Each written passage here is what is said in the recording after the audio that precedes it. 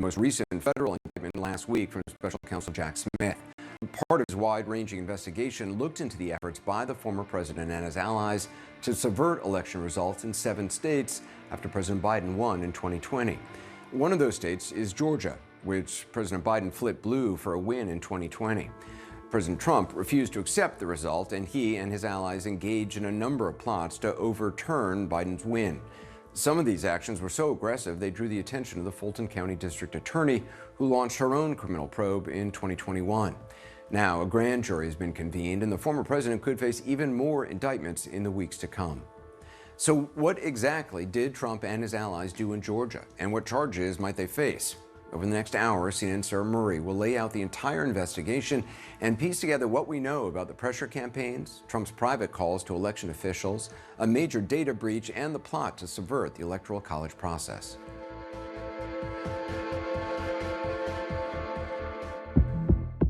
Breaking news into CNN this hour. Prosecutors in Georgia have opened a criminal investigation into former President Trump. Why? Because of his January phone call to the Georgia Secretary of State. Focus on the former president's attempts to influence the administration of the 2020 Georgia general election. Donald Trump got beat by Joe Biden, handily. There's no way we lost Georgia. That was a rigged election. He went on a warpath like a scolded child to do anything he possibly could to overturn that election. They defrauded us out of a win in Georgia, and we're not going to forget it. I underestimated his willingness to push the envelope as far as he did, to just bold-faced lie again and again and again. 3 months after the election, the district attorney in Fulton County, Georgia, Fani Willis, officially opened an investigation into former President Donald Trump's efforts to overturn the state's presidential election results. This is a criminal investigation. We're not here playing a game. I plan to use the power of the law. Because I sit here in this jurisdiction, it's my responsibility. Fani Willis is known as a prosecutor's prosecutor. I am Fani Willis. She's known as a tough cookie who's a real preparer. As she likes to say, I don't like to try things skinny. I don't like to be in a courtroom unprepared. It's in that vein that Willis requested a special purpose grand jury to assist in her investigation. Special purpose grand juries are very, very, very rare in Georgia. Robert James is one of the few district attorneys who has overseen a special purpose grand jury in Georgia. Their own powers are much broader than a regular grand jury. While a special purpose grand jury doesn't issue indictments, it can be a useful tool for a prosecutor. The DA wanted it because she wanted to use the powers to subpoena people, to get evidence, documentary evidence that she wouldn't otherwise have access to. Special purpose grand jury would get her more information about specific details of the allegations that she was investigating. A special purpose grand jury was impaneled in May 2022. And after nearly 7 months and 75 witnesses, they authored a report in December 2022 recommending indictments. The sprawling case has involved some of the biggest names in the Trump orbit, as well as some local and state-level politicians, many of which you may have never even heard of. And this entire investigation stems back to a single phone call. Okay, all right. So, Mr. President, everybody is on the line, and just so, this is Mark Meadows, the Chief of Staff, just so we all are aware. To this day, Trump says he did nothing wrong. Nobody found anything wrong with that perfect call. It all started on Fani Willis's first full day in the office after she was sworn in as Fulton County's first female district attorney. So help me God. Morning of January 4th, she walks in and sets her stuff on her desk and immediately takes note of the story that's dominating cable news coverage that day. Major breaking news this hour. Inside a stunning new pressure campaign. The president heard pressuring Georgia's Secretary of State to overturn his defeat there. They're all airing snippets of this extraordinary leaked phone conversation between then President Donald Trump and Brad Raffensperger. Brad Raffensperger is the Secretary of State in Georgia, and one of the few Republicans who publicly stood up against Trump's conspiracy theories and claims of election fraud after losing the 2020 presidential election. Okay, thank you very much. Hello, Brad and Ryan and everybody. We appreciate the time and the call. Trump was joined by a number of advisors, including Chief of Staff Mark Meadows and conservative attorney Cleta Mitchell. If we could just go over some of the numbers, I think it's pretty clear that we won. We won very substantially, Georgia. At the time of the election, Gabriel Sterling was the voting systems implementation manager. When did you learn that that call was taking place? About 60 seconds before the call took place. And what was your thought when you learned that he was about to hop on the phone with the president at the time? I was kind of irritated I wasn't on the call. And then I heard the call the next day. I'm like, I am so thankful I was not on that call. It was an hour of which 55 minutes the president spoke. And it was the greatest hits of all the stuff that we had been debunking for 2 months. Giving oxygen to this continued disinformation is leading to a continuing erosion of people's belief in our elections. Trump appeared to threaten the Secretary of State. You know what they did, and you're not reporting it. That's a criminal offense, and you can't let that happen. That's a big risk to you. And then there's this. I just want to find 11,780 votes, which is one more than we have, because we won the state. 11,780, the exact number of votes Trump needed to win Georgia. How are you taking this in? Well, I realized there weren't the votes to find. We had checked out all the allegations, so we knew that we had the right results. Raffensperger refused to budge. Well, Mr. President, the challenge that you have is the data you have is wrong. By this point, Raffensperger had overseen 3 separate ballot counts, conducted many other reviews of the process, and investigated more than 250 claims of voter fraud. The fact remained, Trump had lost the state of Georgia.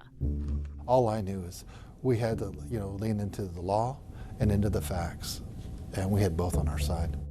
Raffensperger also received a call from Republican Senator Lindsey Graham. The Secretary of State left the call believing Graham implied he should try to throw out ballots. Graham denies that claim. Well, he asked if the ballots could be matched back to the voters, and then I got the sense it implied that then you could throw those out. Then President Donald Trump made phone calls to a handful of elected officials in Georgia in the aftermath of the 2020 elections. He called Francis Watson, who was then an investigator in the Secretary of State's office. The people of Georgia are so angry at what happened to me. They know I won by hundreds of thousands of votes. It wasn't close. Whatever you can do, Francis, it would be, it's a great thing. It's an important thing for the country. The former president called Attorney General Chris Carr in December 2020, asking him basically not to get involved as Texas was fighting Georgia's election results at the Supreme Court. Trump also made phone calls to officials requesting a special session of the legislature so Georgia legislators could appoint their own electors instead of the ones for Biden the voters had selected. He called the former Speaker of the Georgia House of Representatives, David Ralston, a Republican, and the governor. He made at least 2 phone calls to Governor Kemp. Both refused to call for a special legislative session.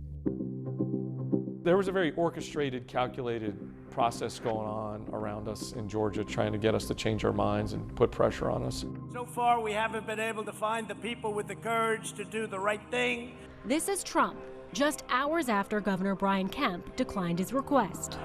Your governor could stop it very easily if he knew what the hell he was doing. He could stop it very easily. Donald Trump was intimately involved in every process around trying to overturn this election. I mean, this was a granular ground game of epic proportion. This was somebody obsessed with overturning that election at all costs. Up next. Why are you flying down from D.C. on December 3rd to the Georgia State Capitol for some nothing subcommittee hearing? Dead people, felons. Rudy Giuliani hijacks the Georgia legislature. Phony mail-in ballots. So he lied. Yeah.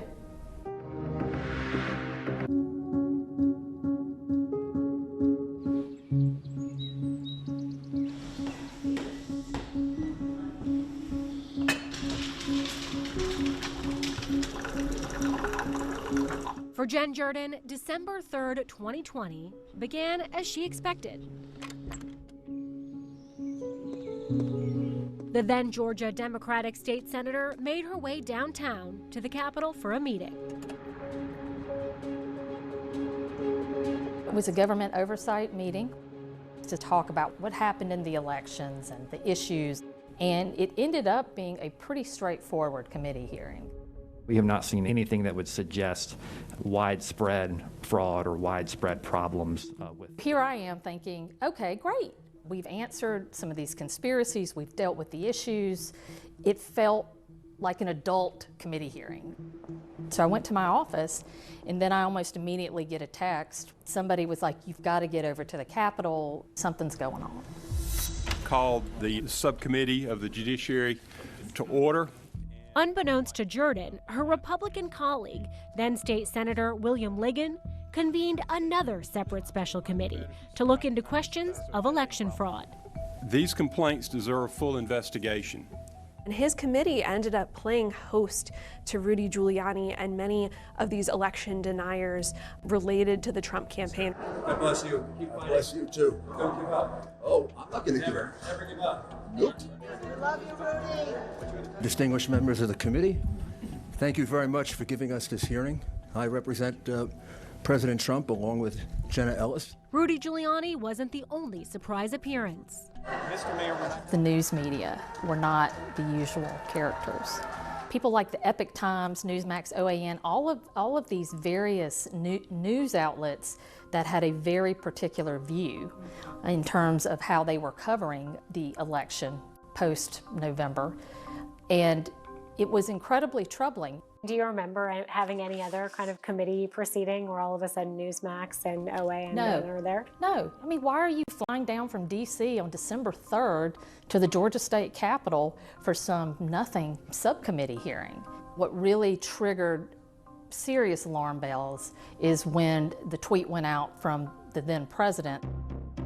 President Trump fired off this tweet to his millions of followers ahead of the hearing, directing them to One America News Network to watch what would unfold at the Georgia Capitol. What did that tell you about who the audience was for this production? It wasn't me. It wasn't voters or just the random person. They were Trump supporters who needed to be fed this conspiracy and be shown that there was evidence. As the lieutenant governor at the time, Jeff Duncan served as the president of the Georgia Senate. Those weren't official meetings. I didn't sanction those. Those were just something that had the formality of feeling like official meetings. They wanted a special session because that added one layer of authenticity to their conspiracy theories. Perhaps the most egregious allegations came in the form of a video.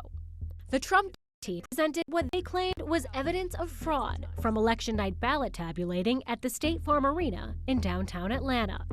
It purported to show a number of nefarious moments, including sending election observers home to secretly count ballots. 4 people stay behind and continue counting and tabulating well into the night. They claimed election workers were pulling out suitcases of hidden ballots after others were sent home. Once everyone is gone, coast is clear, they are going to pull ballots out from underneath a table. And scanning ballots multiple times. How many ballots went through those machines in those 2 hours when there was no one there to supervise? We believe that could easily be, and probably is certainly, beyond the margin of victory. The story she told was just chilling in terms of, look at what they're doing. Video doesn't lie. And when you look at what you saw on the video, which to me was a smoking gun. The problem is that the video had been selectively edited. What did you make when you saw what he was showing, his video of what happened at State Farm Arena? They found their magical suitcase full of ballots. When I'm looking at it, I'm like, that's a ballot carrier. Those are sealed ballot carriers, which is a normal thing you'd have in elections. But they sliced that thing down to this one little narrow thing. They intentionally misled the state Senate in order to keep pushing this narrative and try to get the election thrown out. So he lied? Yeah. I mean, they never backed off from it. The FBI and the Department of Justice also got involved in chasing the allegations. Both came to the same conclusion as the Secretary of State's office. My opinion then and my opinion now is that the election was not stolen by fraud. there was no illegal activity by the election workers. There has to be a villain or the enemy. And in this hearing in particular, the villain really was the election workers in Fulton County. There's more than ample evidence to conclude that this election was a sham. Once that video was made public and misrepresented as evidence of fraud, two of the women counting ballots, Ruby Freeman and her daughter, Shaye Moss, were doxxed. Their faces, names, addresses, phone numbers shared online. A motley crew emerged, phoning Freeman and showing up at her home. Stephen Lee, a pastor from suburban Chicago, parked outside Freeman's house until she dialed 911. Yeah, my name's Steve Lee. Yep. And I'm a pastor, and I'm also working with some folks who are trying to help Ruby out. Okay. Okay. And also get some truth on what's going on. It would be nice if I could talk to her. I don't trust nobody. Okay, so you don't want to talk to him? No? Okay. Yeah, I'm not interested. Yes, ma'am. I have a pastor. Okay, yes, ma'am. Almost 3 weeks later, Trevian Kuti, a publicist who had previously done work for R. Kelly and Kanye West, also showed up in Georgia. Freeman agreed to talk to Kuti at a police precinct. According to court documents, Kuti allegedly pressured Freeman.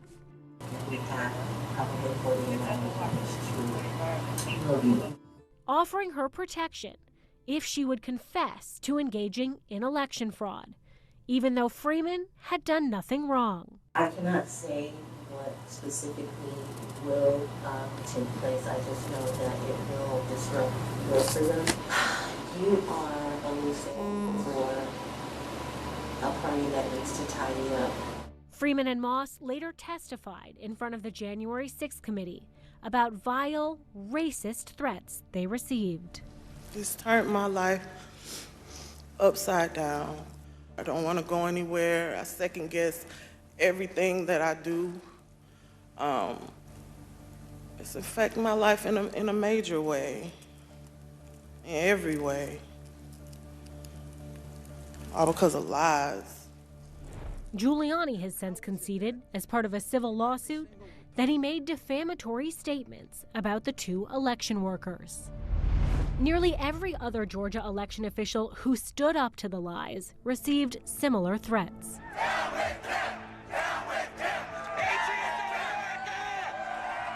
You get text, personal cell number was doxed, personal emails were doxed. It wasn't just you, it was your family members. Yep, my wife mostly. And she got the more vile, personal kind of stuff. State Patrol and heightened security and bomb-sniffing dogs. And there was a website that formed that put a picture of my house and my address and my name and my kids' names. You should go to jail. You are Judas. You're a traitor. You've committed treason. The December 3rd hearing would bring even more chaos to the state in the aftermath of the election, when a then little-known attorney appeared. What do you remember about John Eastman's presentation that day? I thought it was ridiculous. These significant statutory violations are, in my view, more than enough. He saw it as the duty of the legislature to step in, basically throw out the will of Georgia voters, and for the legislature to convene a special session and appoint their own Republican alternate electors. I don't think it's just your authority to do that, but quite frankly, I think you have a duty to do that, to protect the integrity of the election here in Georgia. He didn't have a clue what he was talking about. I'm like, he's wrong. And anybody who can read, and especially somebody who purports to be some kind of constitutional, expert, this does not feel like it's legit. The December 3rd hearing wouldn't be the only appearance by Giuliani and other Trump allies in the Peach State. Giuliani appeared at 2 other hearings in front of the Georgia legislature in December 2020, where he continued to push the debunked claims of fraud. There are 10 ways to demonstrate that this election was stolen, that the votes were phony, that there were a lot of them, dead people, felons, phony ballots. And at the last hearing where Giuliani appeared on December 30th, The Senate subcommittee that State Senator William Ligon chaired released a report with their findings. The first stating, quote, "The November 3rd, 2020 election was chaotic and the results cannot be trusted." That basically regurgitated a lot of those conspiracy theories and half-truths about the vote count in Georgia without actually investigating any of those claims. And that report, in turn, ended up being cited by the Trump campaign and many others in their pushes to invalidate election results elsewhere.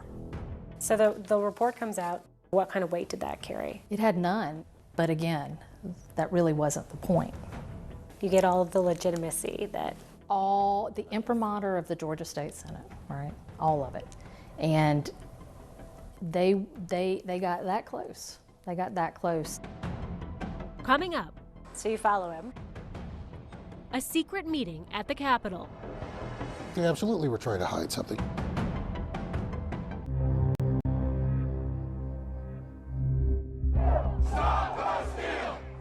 I'm driving by the Capitol because I'd heard there might be something going on. And as I turn the corner, I see this big black, I thought it was an SUV, it was an armored personnel carrier. And Alex Jones out of the cupola at the top, well, you know, like the dime store Mussolini, just exhorting people like, don't let them take this away from you. Off in the distance. George Chidi is a Democrat and a local Georgia journalist who reports on politics and crime in his blog, The Atlanta Objective. He covered the far-right groups that descended on the Georgia Capitol for Stop the Steal rallies after the 2020 election. And this, like, they'd filled the stairs, and they're talking about taking over the Capitol. Then I started to think, all right, what exactly are you gonna do?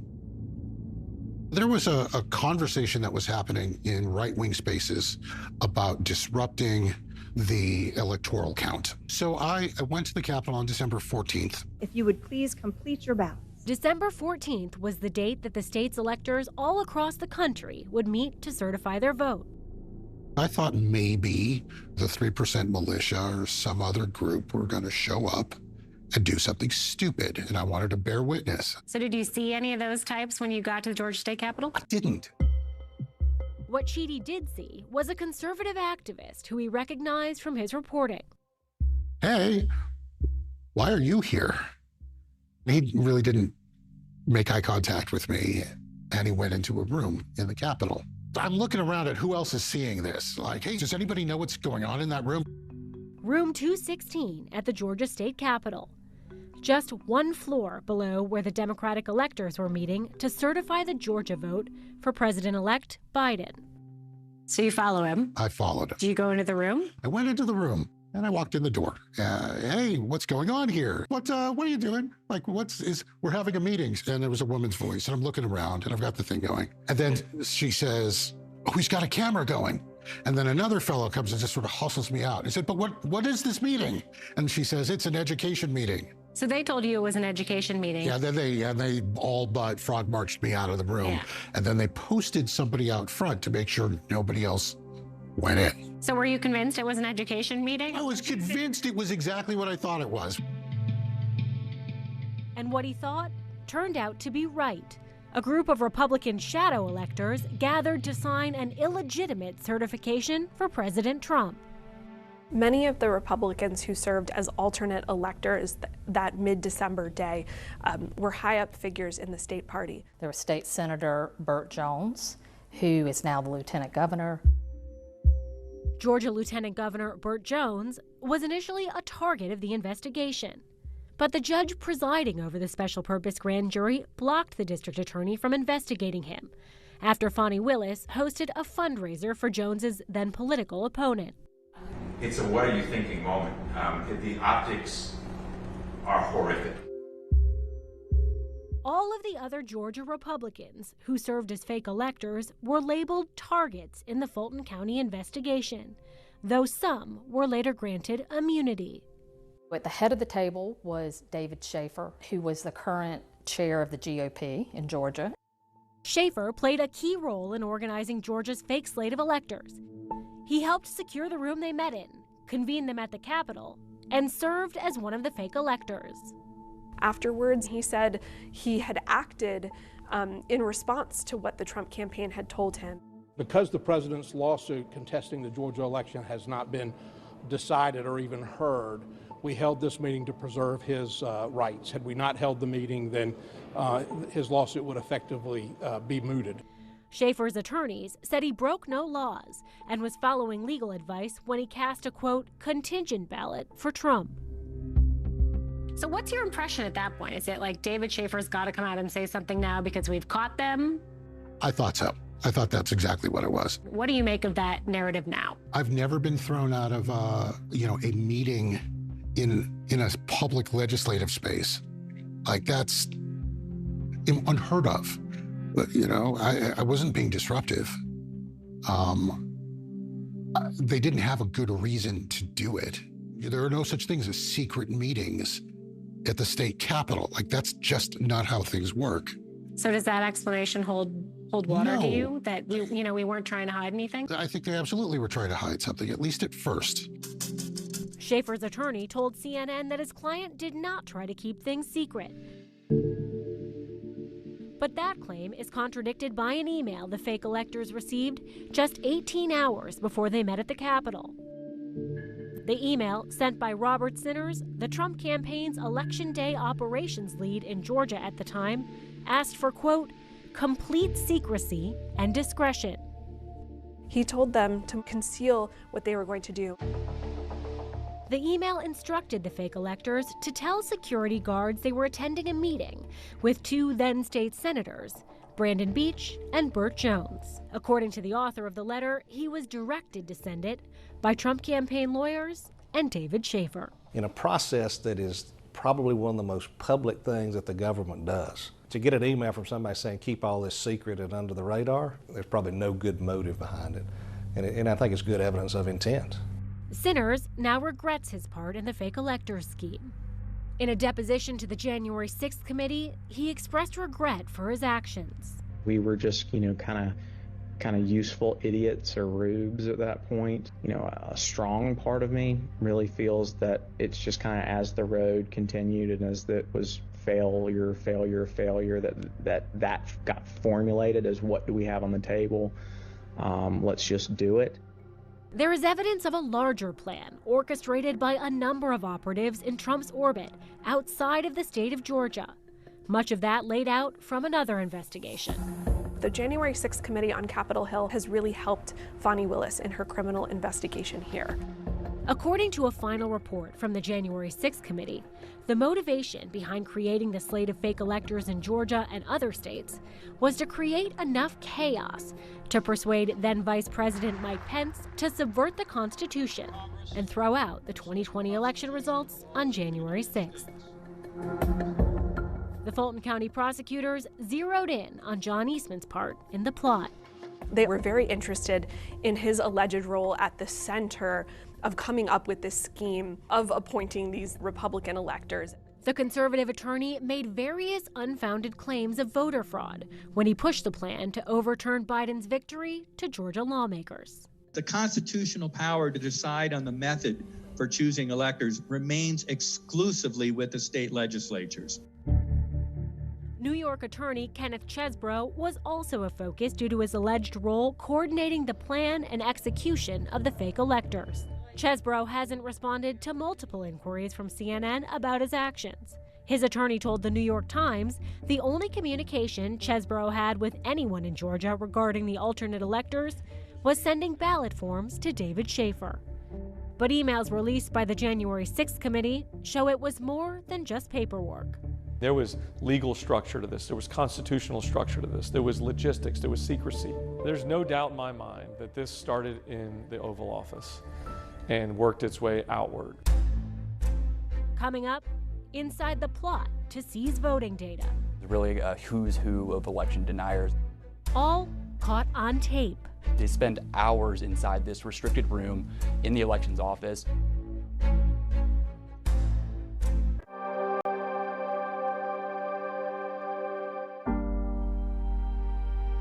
About 200 miles southeast of metro Atlanta sits Coffee County. It's a rural area with a population of about 43,000. In the 2020 election, Donald Trump captured about 70% of the vote in this conservative county. It's also the site of a major data breach at the county's election offices, involving some of the most vocal conspiracy theorists in the Trump orbit. The story of Coffee County was really under the radar. There was this effort to gain access to voting systems, specifically in Georgia. Trump wanted to find evidence of fraud, to find evidence that would support some of those baseless conspiracy theories that he was pushing. And the idea was, once you get a copy of the voting system, then you can produce the evidence that there was widespread fraud. Coffee County, seen as a Trump-friendly area, became a target for those looking to access voting systems. January 7th, 2021 was the day that they finally were let in the front doors. And it was all caught on tape. Technicians from the data services firm Sullivan Strickler were let into the elections office by Kathy Latham, who at the time was the chairwoman of the Republican Party in Coffee County, and who a couple weeks earlier had served as one of the 16 fake electors in Georgia. Latham initially denied the election equipment had been accessed until security footage proved otherwise. And evidence now shows Latham communicated directly with the then election supervisor in Coffee County about getting access to the office. You see on the surveillance video, they spend hours inside this restricted room in the elections office. They being Scott Hall and Paul Maggio. Hall is an Atlanta area bail bondsman who served as a poll watcher and is an ardent Trump supporter. Maggio works for Sullivan Strickler, the data firm hired to gain access to the records. In a statement to CNN, Sullivan Strickler said the firm was directed by the attorneys who hired them to obtain access to certain data and distribute it to certain individuals. And, quote, the firm had no reason to believe these attorneys would ask or direct Sullivan Strickler to do anything either improper or illegal. Ultimately, they were able to basically take an entire copy of the voting system with the idea that it would be used to point to vulnerabilities, point to different issues with the voting machines themselves. And the plan was to use that as evidence of widespread voter fraud. Another shocking twist in the story, the Coffee County data breach would remain secret for 20 months. When did you guys learn that there was, potential breach involving Coffee County? About a year after it happened. But when we heard about this, at first, it actually got sprung on us in a lawsuit. That lawsuit, which is unrelated to the 2020 election, was filed in 2017 after an independent coalition initially sued the Secretary of State over the security of the Georgia voting system. The video of the data breach was one piece of evidence in that civil suit.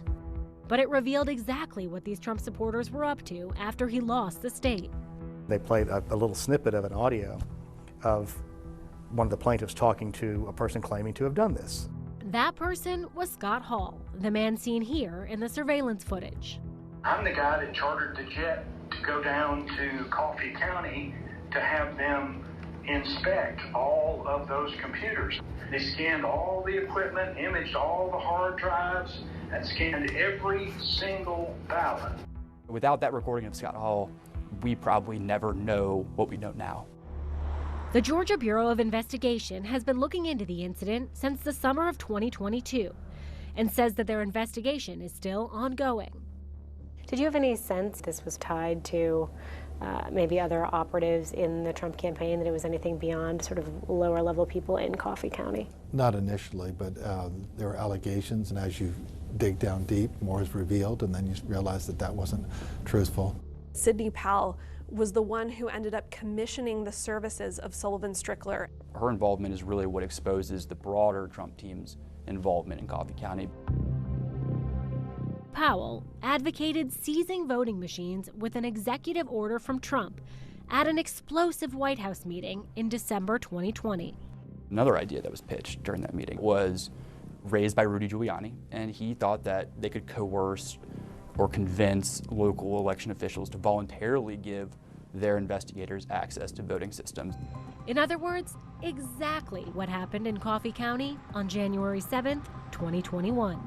Do you feel like, the longer this goes on, does it ever sort of feel like, wow, this is bigger than even we realized at the time?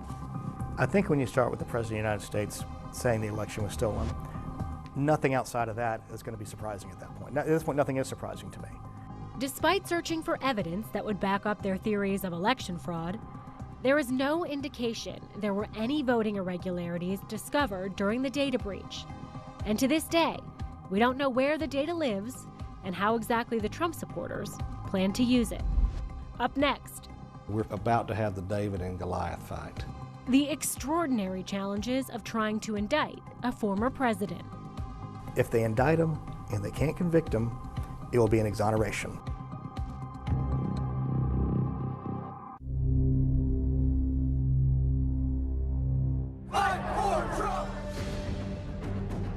After 9 weeks of countless misleading comments, half-truths, and flat-out lies, a violent, deadly insurrection exploded at the nation's capital. It's over!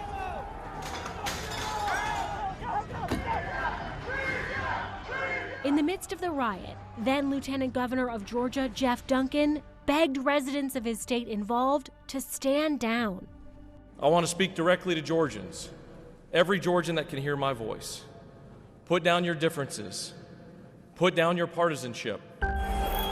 More than 20 Georgia residents would go on to face charges stemming from their actions in Washington, D.C. on January 6th, according to a CNN tally. Donald Trump stopped caring about this country the moment he started lying about that election. The conspiracy theories that literally seeded the beginnings and endings of January 6th, in my personal opinion, was a direct attack against democracy itself. The election lies and conspiracy theories may have reached their apex on January 6th. Even now, more than 2 years later, Donald Trump refuses to acknowledge the 2020 election results. It was a rigged election. And still can't accept his loss in Georgia. We have elections that were horrible. If you look at what happened in Atlanta, millions of votes, and all you have to do is take a look at government cameras. Even as the Fulton County District Attorney, Fani Willis, is expected to ask a grand jury for multiple indictments after investigating efforts to overturn the election results in Georgia. Local officials fear another Trump indictment could spark violence, especially among the Trump supporters who still believe the last election was stolen.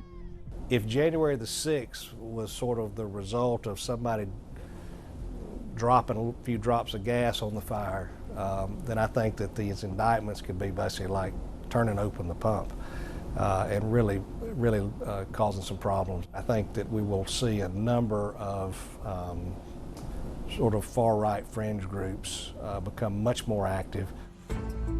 If these radical, vicious, racist prosecutors do anything wrong or illegal, I hope we are going to have in this country the biggest protest we have ever had in Washington, D.C., in New York, in Atlanta, and elsewhere, because our country and our elections are corrupt.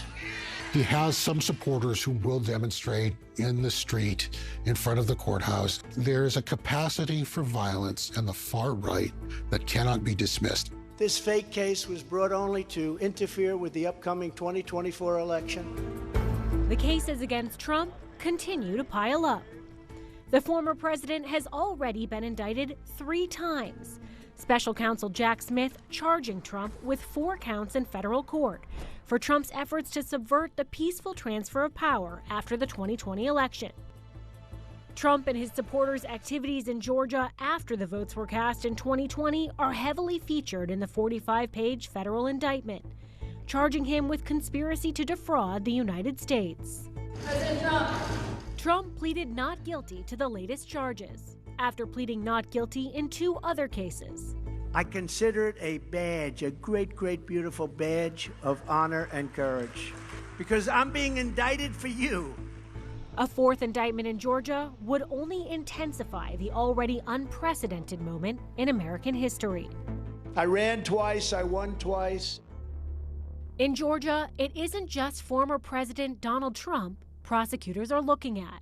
We know they are considering racketeering and conspiracy charges, allowing the district attorney to bring charges against multiple defendants, who took part in the former president's plot. Here's the Armageddon scenario, right? There's this RICO indictment, and there's several public officials that are indicted and that are, that are brought into this indictment. Every one of them is going to have their own army and team of lawyers, and every one of them is going to be filing all of these motions, and you're going to have to respond to all of them. If she does bring charges and this does go to trial, what do you think the biggest hurdle for Willis is going to be? Her biggest hurdle is going to be, can she get a conviction with jurors who are essentially are going to be like a snapshot of the electorate. The ridiculous and baseless indictment of me by the Biden administration's weaponized Department of Injustice will go down as among the most horrific abuses of power in the history of our country. This is not going to be an easy win. I don't care how compelling or how strong your evidence is, how many tapes you have, how many witnesses you have. And Trump isn't just a former president. He's also the leading Republican candidate for 2024. How does it feel now to see, obviously Donald Trump is running for the White House again? More of the same, a lot of noise, but it's not supported by the facts. But his candidacy is a point he could try to use to his advantage in the courtroom. If you're Donald Trump in this, how do you juggle the court dates, again, 2, 3, 4 indictments with campaigning for president of the United States? Yeah, I think that's going to be a legitimate issue he brings up to the court. And while we all want to see some resolution, I don't think there's any question that he's got a good, credible case to make, that he shouldn't be forced now to have to try his case in the middle of a presidential primary. What happens if he's reelected President of the United States before these cases are decided? I think that he's immune, at least from prosecution in the state court. I think in the federal system, it's a different question altogether. If he were elected, he does hold sort of the ultimate pardon pen. And the question is the same as we got to at the end of his last term, and that is, does he have the authority to pardon himself? We're more than 2 years past the pressure campaigns, the harassment of public and private citizens, the coordinating of fake electors, the breach of election equipment. And we still don't know. Will Trump and his allies face charges here in Georgia? And if so, will there be convictions? They rigged the presidential election in 2020, and we're not going to allow them to rig the presidential election of 2024. Did voters deserve an answer to this question before Donald Trump became, an announced candidate again? Yeah, I don't think there's any question about that. I mean, so from a national perspective, no question about it. From a local perspective here, no question about it. Do you see any risk in moving forward with an indictment of a former president? I mean, are we setting any kind of a dangerous precedent? I think we're setting a dangerous precedent if we don't move forward. Mm-hmm. If we don't hold him accountable, I think the risk is much more significant. You saw former President Trump lie to the American people. You saw him gin up this outrage. Is it a remedy if he's charged with a crime in Georgia? If they indict him and they can't convict him, it will be an exoneration. Mm-hmm. Is that better or is that worse? I don't know. What message does it send if they don't, though? If you don't bring charges against someone who tried to overturn the results, who, allowed these sort of threats to permeate? Again, there's no good solutions here. What I could envision is that we actually live in a society where Lady Justice is blind, and that it doesn't matter if you're rich, poor, black, white, Democrat, or Republican. If you violated the law, you're going to be charged.